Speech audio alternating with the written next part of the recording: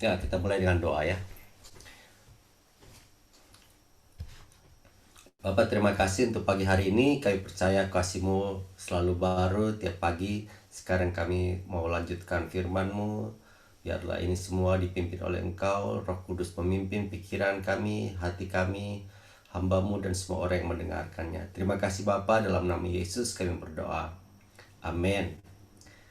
Baik, kita akan melanjutkan yang pelajaran 2 hari yang lalu, masih tentang COVID ya, COVID-19, karena ini bahannya eh, berlanjut supaya kita dapat pemahaman yang jelas kenapa ada COVID dan apa dampaknya itu sekarang dan apa yang harus kita lakukan.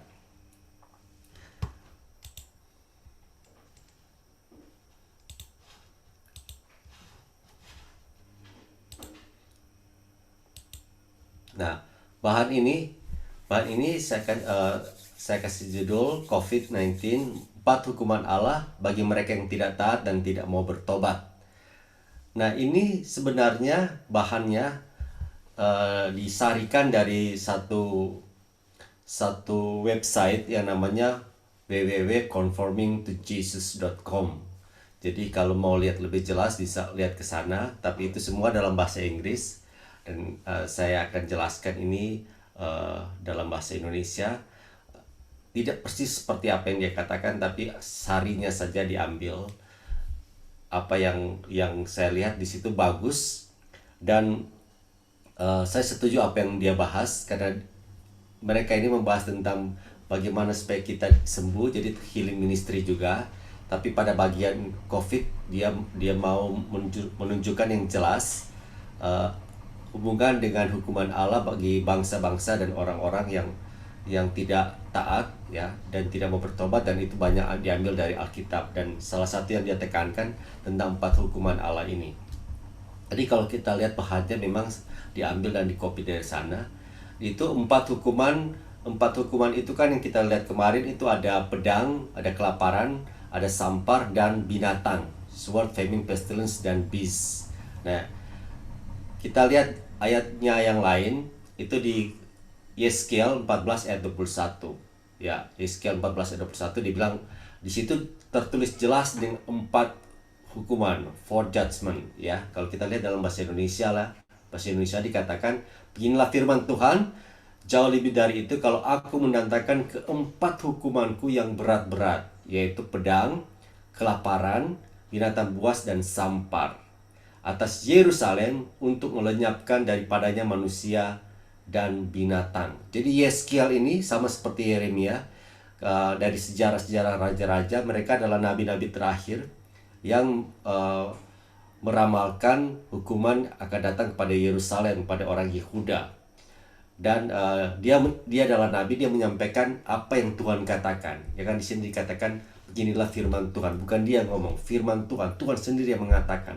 Tuhan yang Maha Tinggi berkata dalam bahasa Indonesia sehari-hari, aku akan menjatuhkan keempat hukumanku yang paling dahsyat ke atas Yerusalem untuk memusnahkan baik manusia maupun binatang.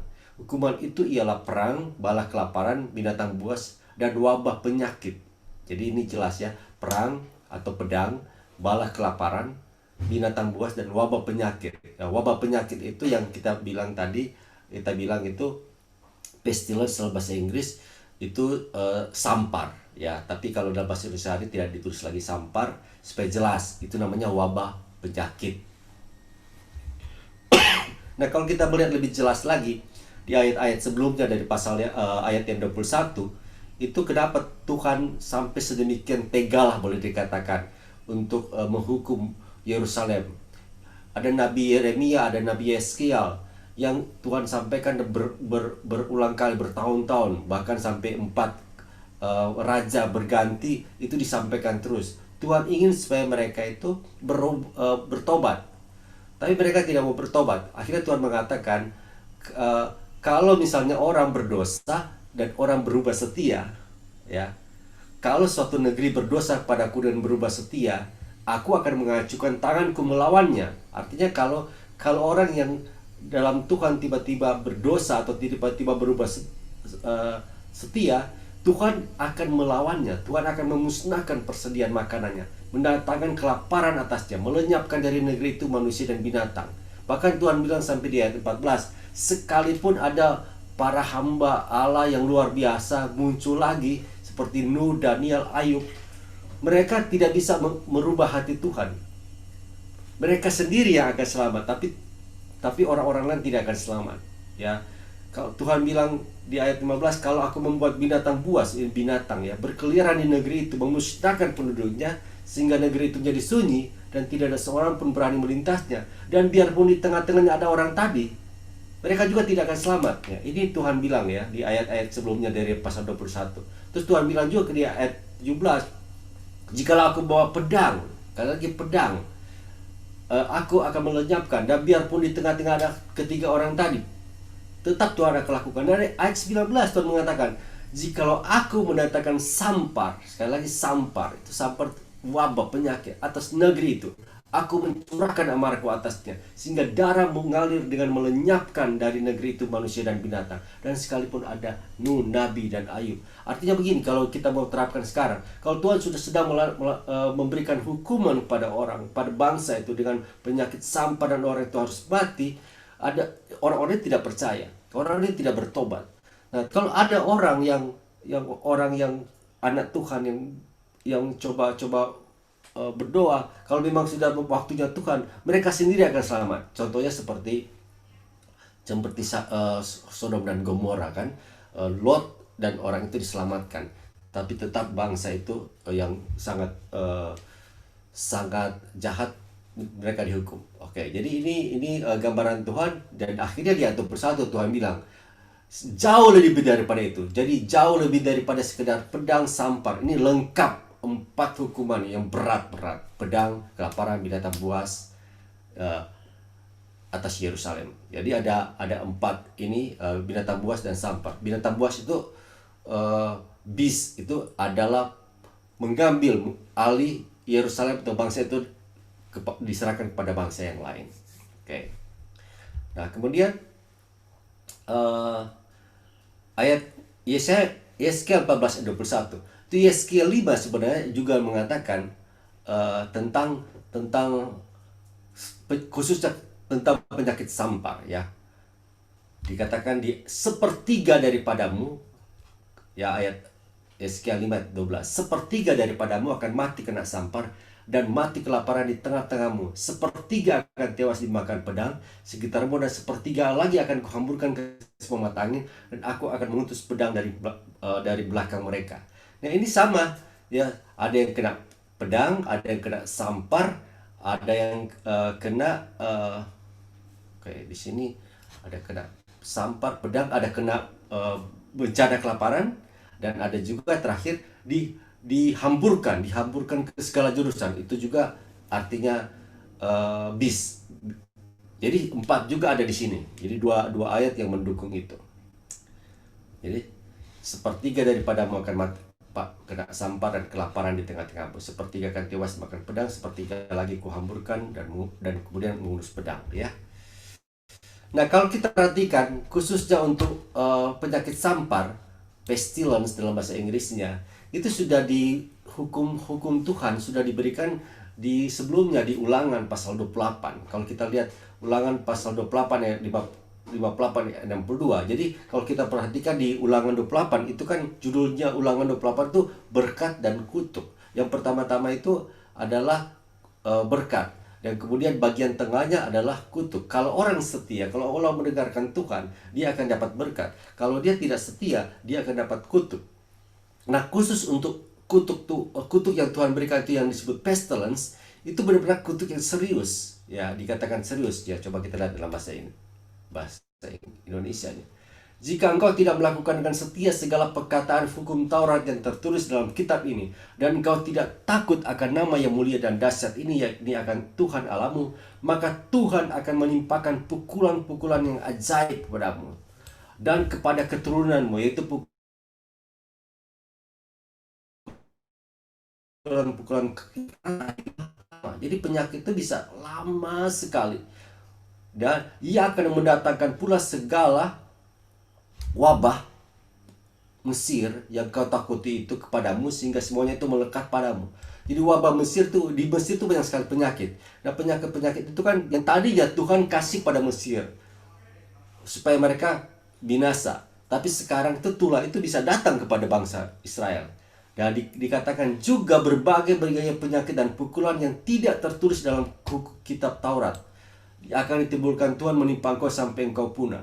Nah, ini yang disebut penyakit yang baru yang tidak pernah kelihatan. Coba lihat sepanjang sejarah. Kalau tulah itu muncul kan ada flu Spanyol, flu babi, flu Hong Kong, flu Singapura. Nah, itu kan dulunya tidak pernah ada. Virus pernah diselidiki, dibuat vaksin, muncul lagi. Dan akhirnya dikatakan, dan pada kamu hanya sedikit orang yang tertinggal. Padahal kamu dahulu seperti bintang di langit banyaknya, karena engkau tidak mendengarkan suara Tuhan Allahmu. Tuhan bahkan melenyapkan banyak orang sehingga orang tinggal sedikit lagi. Nah, ini satu contoh di mana Tuhan kasih tahu ini berkat dan kutuk. Kalau tidak setia dapat kutuk seperti ini. Nah, ini adalah hukum Tuhan. Tuhan sudah berikan pada bangsa-bangsa. Ya, kalau tidak setia seperti itu. Di Yeskiel 18 juga 30 dikatakan, nah ini Yeskiel 18:37 ini supaya kita tahu, maksud Tuhan bukan sekedar mau hukum saja. Tuhan sebelum menghukum itu pasti memberikan peringatan, pasti memberikan pesan-pesan supaya mereka bertobat, ya. Jadi Yeskiel 18:30 dikatakan, oleh karena itu aku menghukum engkau, kamu masing-masing menurut tindakannya, hai kaum Israel, demikianlah firman Tuhan Allah, bertobatlah dan berpalinglah dari segala durhakamu, supaya itu jangan bagimu menjadi batu sandungan yang menjatuhkan kamu ke dalam kesalahan. Ini mungkin agak sedikit tidak tepat terjemahannya, tapi intinya sama.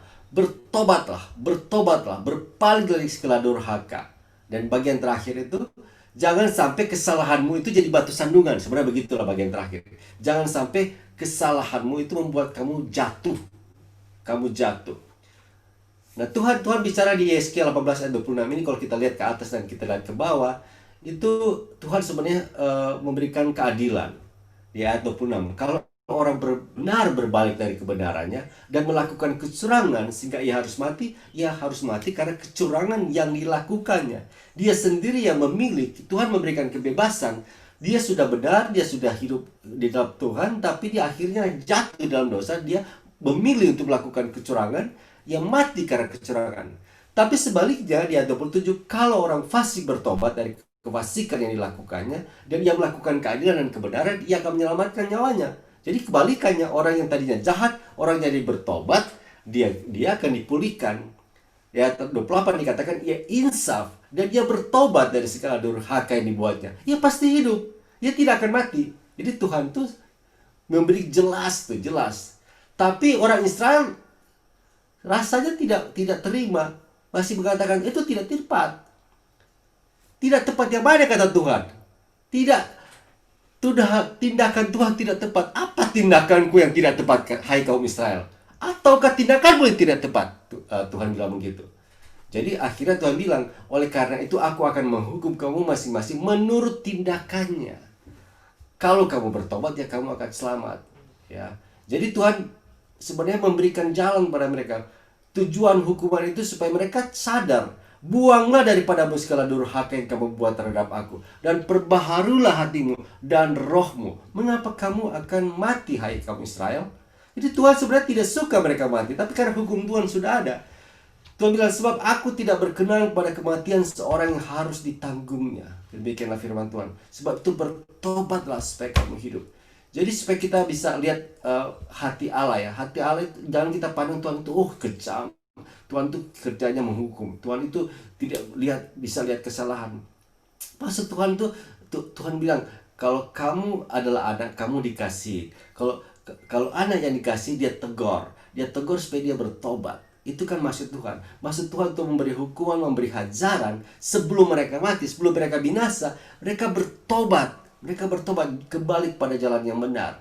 Tapi ini orang-orang Israel, orang-orang Yehuda ini tidak bertobat. Ya, mereka bahkan Mereka bahkan lebih lebih memilih jalan-jalan mereka. Mereka mungkin berpikir Tuhan belum memberikan hukuman. Orang sebelum dapat hukuman biasanya mereka nggak apa-apalah, nggak ada hukuman. Saya berbuat ini suka ini kan belum ada hukuman, ya. Sama seperti kita yang melalaikan apa yang harus kita lakukan sebelum kita dapat dapat satu yang akibat jelek daripada pilihan kita. Kita tidak belum mau sadar gitu. Jadi banyak banyak perkara yang harusnya kita sadar kalau kita melalaikan satu pekerjaan atau satu pilihan. Oke.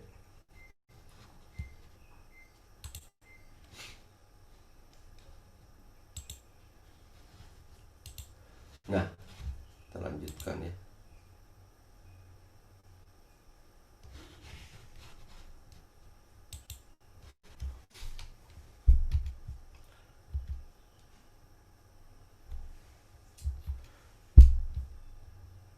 Ya, Tuhan mengatakan eh, sebenarnya itu adalah pelanggaran karena dosa mereka ya.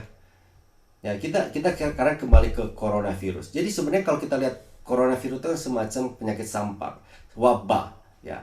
Ada ada konsekuensi ya, coronavirus dan akibat-akibatnya. Nah, ini adalah permulaan. Ini baru permulaan. 4 hukuman Allah pada semua penduduk bumi. Itu karena apa? Karena segala dosa-dosa mereka.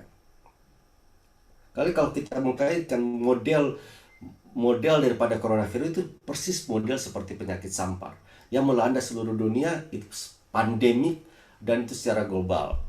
Coba kita lihat ya. Eh, Sebenarnya menurut menurut menurut sejarah 4 hukuman Allah dalam sejarah Alkitab itu ada level-level. Sebenarnya ada level-level.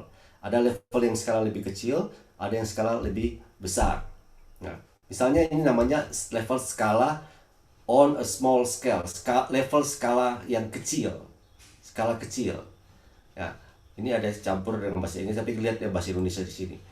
Ini adalah satu orang atau satu keluarga pada satu level individu, one person, one family. Levelnya cuma dalam satu keluarga. Jadi 4 hukuman itu bisa ada juga kalau satu keluarga ini atau satu orang saja tidak bertobat, dia akan mengalami hal-hal seperti ini. Karena hukum Tuhan sudah ada.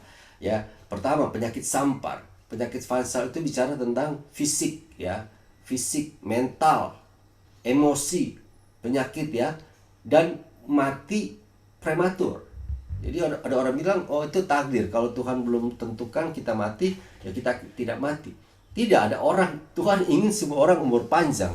Orang yang memilih untuk dia mau hidup lebih lebih cepat ya, dia hidup yang eh, ya tidak menjaga hidupnya, akhirnya dia bisa mati prematur ya.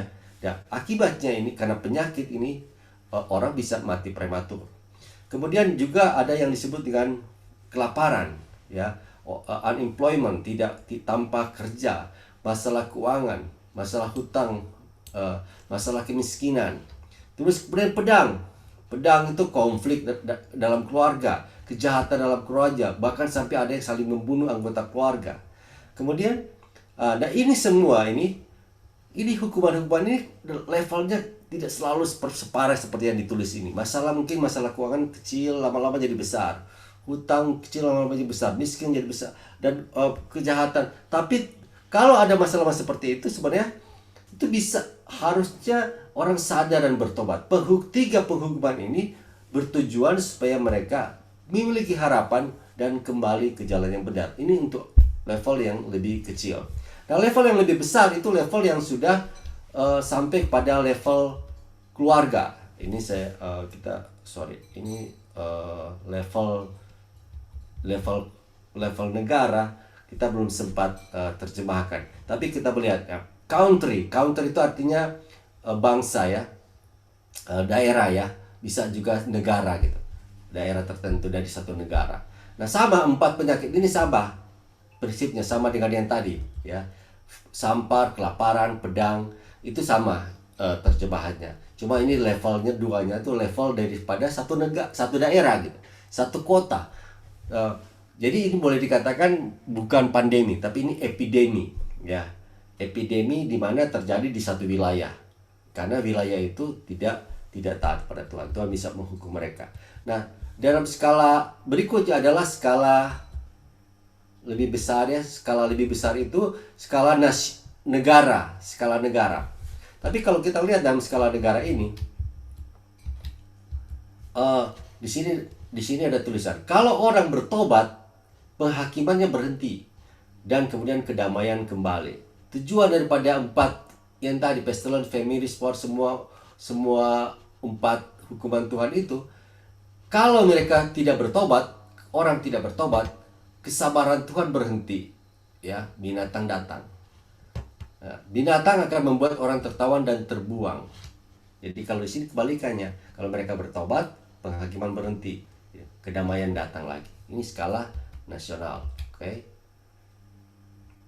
Jadi gambarannya begini, kalau misalnya dosa itu sudah memuncak, maka dan Tuhan melihat tidak lagi ada harapan, kesabaran Tuhan itu berakhir dan datang penghukuman berupa binatang. Nah, ini kita lihat kan dalam sejarah di Alkitab, kita lihat dalam sejarah Alkitab bagaimana generasi orang Israel dan Yehuda itu akan dihukum. Di dalam Kejadian 15 ayat 16 dikatakan, tetapi keturunan yang keempat akan kembali ke sini sebab sebelum itu kedurjanan orang Amori itu belum lengkap. Salah satu contoh adalah orang Amori. Orang Amori itu Tuhan sudah menghukum, ya. Tapi sesudah 4 keturunan baru mereka dihukum. Karena Tuhan melihat kejahatannya belum lengkap, belum full gitu. Ada masanya, oh ini belum full nih. Kalau sudah full, sudah tidak ada harapan, nih Tuhan akan hukum mereka. Nineveh juga, contoh Nineveh. Dulu kan Tuhan kirim Yunus ke sana. Yunus akhirnya membuat mereka berbalik dan mereka bertobat. Tapi setelah itu Nineveh juga tetap jatuh dalam dosa dan akhirnya Tuhan juga hukum Nineveh-nya. Jadi Nineveh itu akhirnya sebenarnya dihukum juga. Pada waktu Yunus datang, mereka bertobat. Nah, ini contoh juga pada level nasional. Sebagai contoh adalah Sodom dan Gomora, di satu daerah di Sodom dan Gomora. Pada waktu itu Abraham datang. Malaikat datang pada Abraham dan malaikat berbicara atas nama Tuhan supaya Abraham itu tahu bahwa Tuhan akan datang menghukum Sodom dan Gomora. Dan waktu itu Abraham berdoa.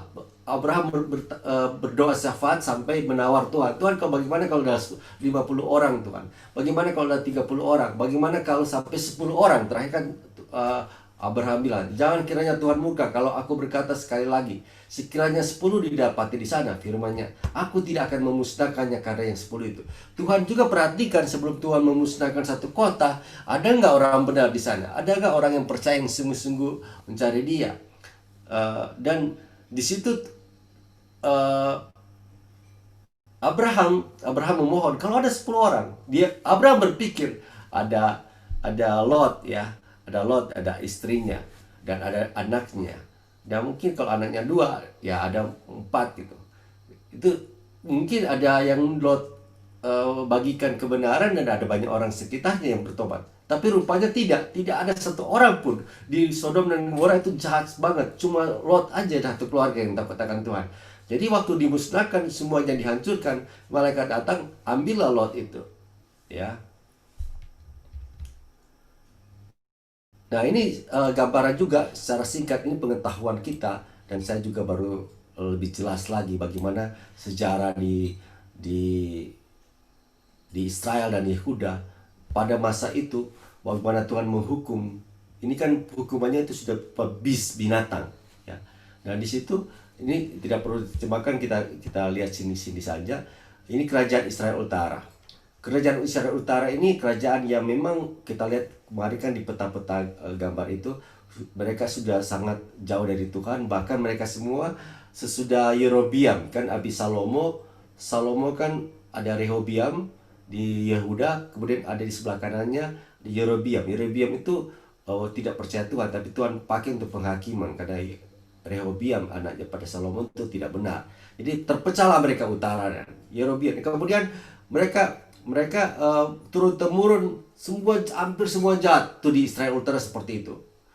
Kalau yang Yehuda masih ada ada turun naik tuh, ada raja yang baik, ini raja yang tidak baik, raja yang baik tidak baik dan seterusnya. Tapi kalau yang di utara ini mereka sudah jahat terus, akhirnya Tuhan kirimlah seperti beast, binatang. Artinya binatang itu menggantikan pemerintah mereka. Makanya diganti oleh Assyria. Assyria. Nah setelah itu Yehuda diperingatkan. Yehuda itu kan di Israel Selatan. Nah dia tidak taat. Akhirnya negara Babilonia yang menggantikan, menjamah dia. Ya.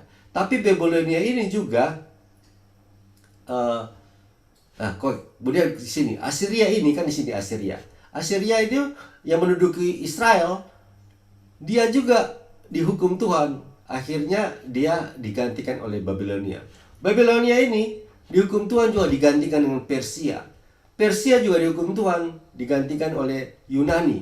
Yunani dihukum Tuhan digantikan oleh Romawi. Jadi pada zaman terakhir ini waktu Tuhan datang, kerajaan Romawi yang berkuasa. Kemudian Romawi digantikan oleh orang-orang barbar, orang-orang yang tidak percaya pada Tuhan. Itu kejadian bagaimana Tuhan merubah bangsa itu karena pemimpin-pemimpin. Mungkin kita akan lihat lebih detail lagi besok. Kita lihat bagaimana raja-raja berubah hatinya. Nah, ini kita lihat gambaran saja bagaimana Tuhan bisa rubah. Jadi sekarang yang ketiga, level yang lebih besar. Level yang lebih besar itu level seluruh dunia. Seluruh dunia itu tadi kan 2 nasional.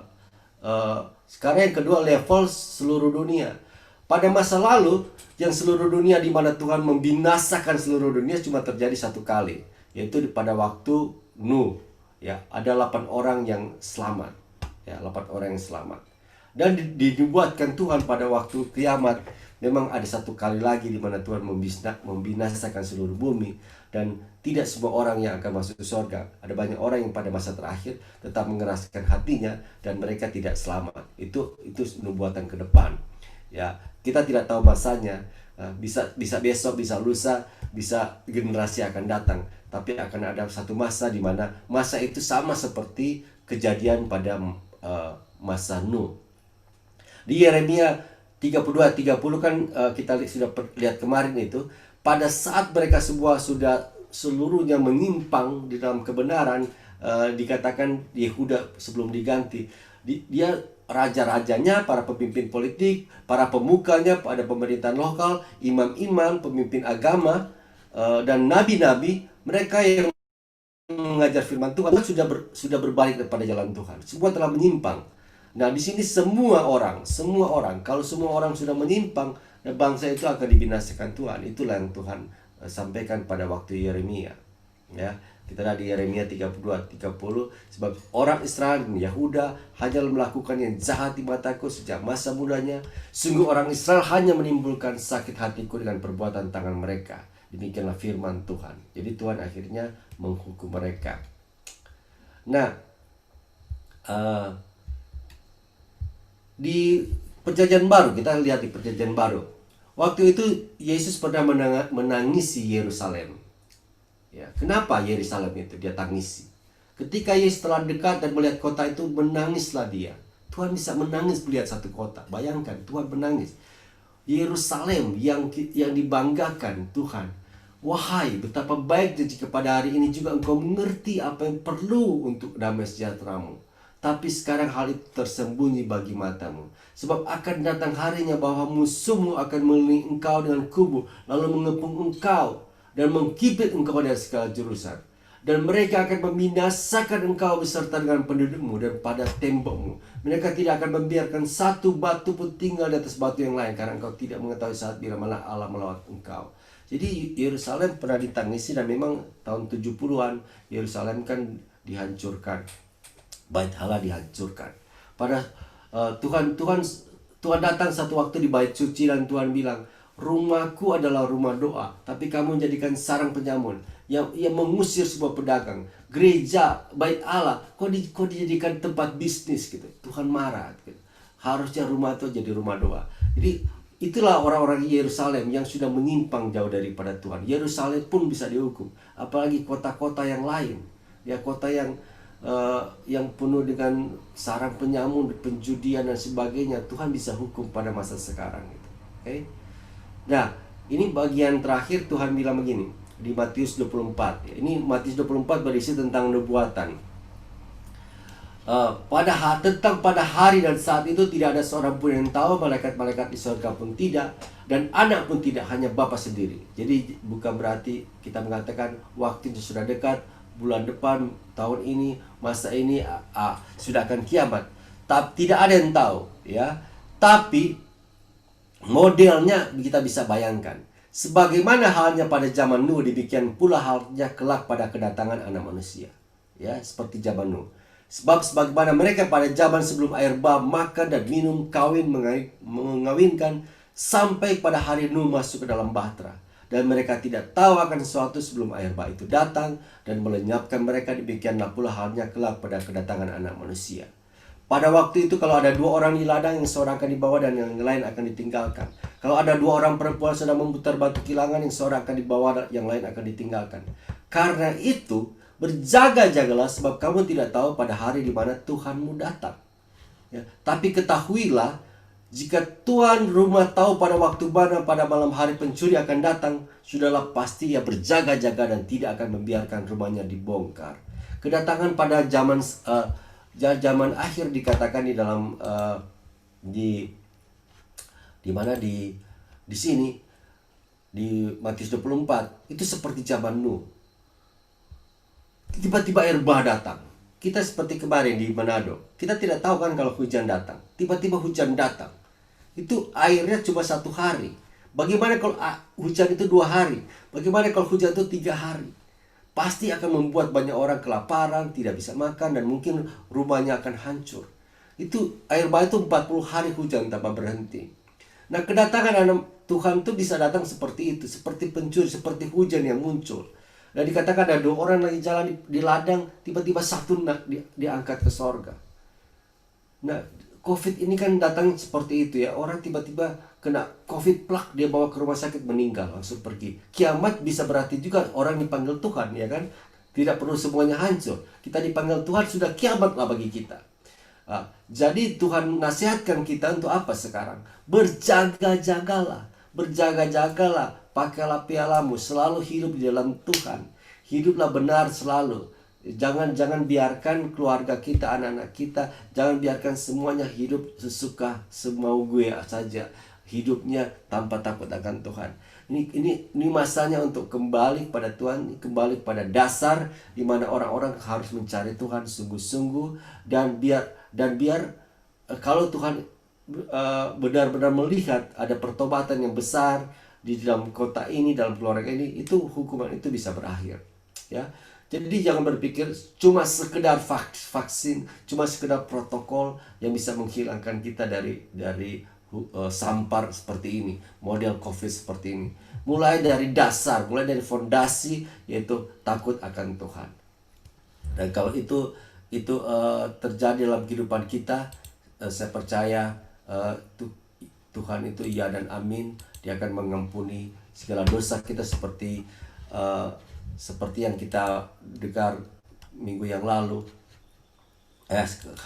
Kemarin, jika umat Tuhan merendahkan diri, mencari wajah Tuhan, berbalik dari jalan-jalan yang salah, maka Tuhan akan mendengar dari sorga, mengampuni dosa mereka, dan memulihkan mereka. Ini saatnya untuk kita merendahkan diri sekali lagi, cari wajah Tuhan, dan berbalik dari jalan-jalan salah. Dan kita mungkin tidak bisa merubah bangsa, kita tidak bisa merubah Amerika, kita tidak bisa merubah Prancis, kita tidak bisa merubah Indonesia, tapi kita bisa merubah dalam skala yang lebih kecil. Skala paling kecil adalah diri kita sendiri. Skala yang kedua adalah keluarga kita. Skala yang ketiga adalah gereja kita. Skala keempat mungkin adalah kota kita, komunitas kita. Bagikanlah firman Tuhan untuk mereka kembali ke dalam jalan Tuhan. Biar suara-suara Nabi Yeremia, suara-suara Nabi Yeskiel muncul lagi pada saat ini. Dan wahyu, kitab-kitab wahyu kan, surat kepada pesan Tuhan pada 7 jemaat pada kitab wahyu kan istilahnya bertobatlah. Ya, bertobatlah supaya aku tidak mengangkat kaki diam. Kembalilah pada kasih yang mula-mula. Kembali pada jalan yang seharusnya Tuhan inginkan. Amin. Amin. Oke. Jadi itu yang kita bahas hari ini, dan biarlah ini jadi fondasi yang kuat pada kita. Dan kita akan lanjutkan besok dengan topik yang masih sekitar sini supaya kita lebih kuat lagi dasarnya dan mengerti itu. Oke, ada pertanyaan? Ada.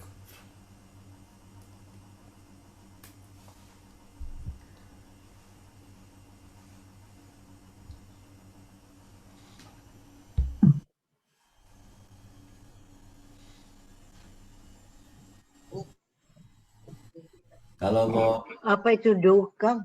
apa? Do.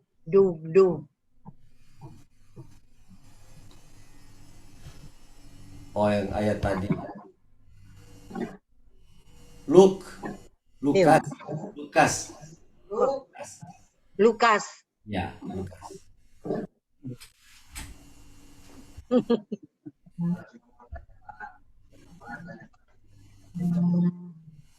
Lukas.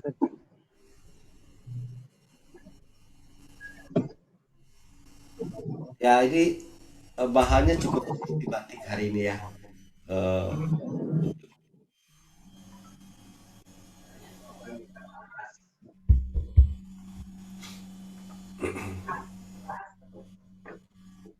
Lukas. ya, Iyo. Kita mau tanya apa? Tagat sukar.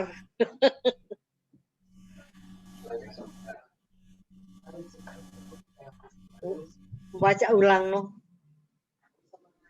iya, ya. Nanti kita akan kirim selalu ke Pak Kalenda atau di grup ya. Ini bahan ini. Jadi kalau mau diulang-ulang lagi, lihat lagi, kan kita akan bicara mungkin terlalu cepat. Ini bisa diulang-ulang lagi. Jadi bahan itu bisa disimpan Iyo. David jangan terlalu di cepat. komputer. Ya, Terlalu nanti cepat. ulang lagi. Hari ini terlalu cepat ya. Cepat. Iyo. eh, Kadang memang kita tidak ingin jadi lama, itu aja masalahnya.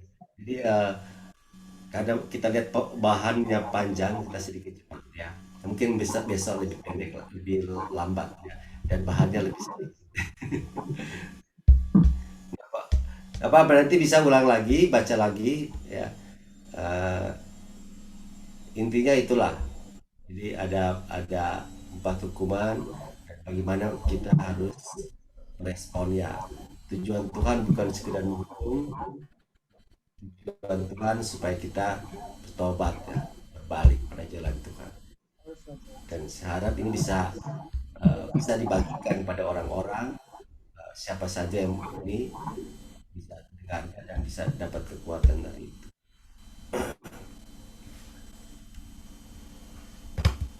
Jadi itu orang boleh Itu bilang bisa simpan kan?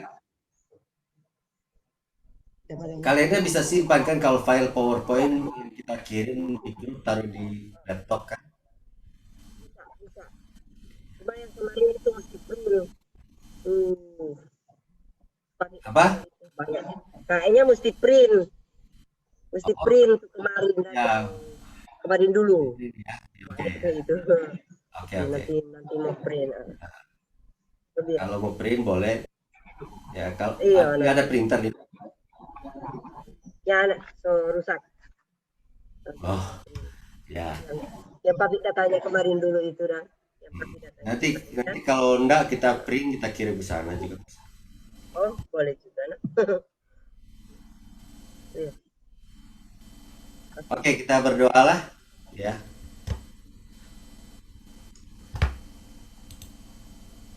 Bapak, terima kasih Bapak untuk hari ini apa yang kami bahas. Biar ini jatuh pada tanah yang subur, berbuah bagi orang yang mendengarkan, dan berdoa supaya semuanya baik-baik saja, semua sehat-sehat hari ini, semua dalam perlindungan Tuhan. Kami percaya Engkau sudah menanggung segala dosa dan pelanggaran kami di kayu salib. Tidak ada kutuk lagi. Kalau kami mengaku di hadapan Engkau, kami akan dipulihkan. Tidak ada penghukuman lagi, tidak ada ketakutan, tidak ada hukuman lagi. Kau akan membuat kami diberkati, berkati dalam kesehatan, berkati dalam kerja, berkati di dalam semua usaha kami. Terima kasih Bapa. Berdoa supaya bahan-bahan ini bisa tersebar dan banyak orang bisa mendapatkannya, dan ada pertobatan yang nyata daripada kelompok-kelompok yang kecil sampai kelompok yang besar. Terima kasih Bapa, dalam nama Yesus kami berdoa dan mengucap syukur. Amin. Amin. Oke, ya. Udah ya.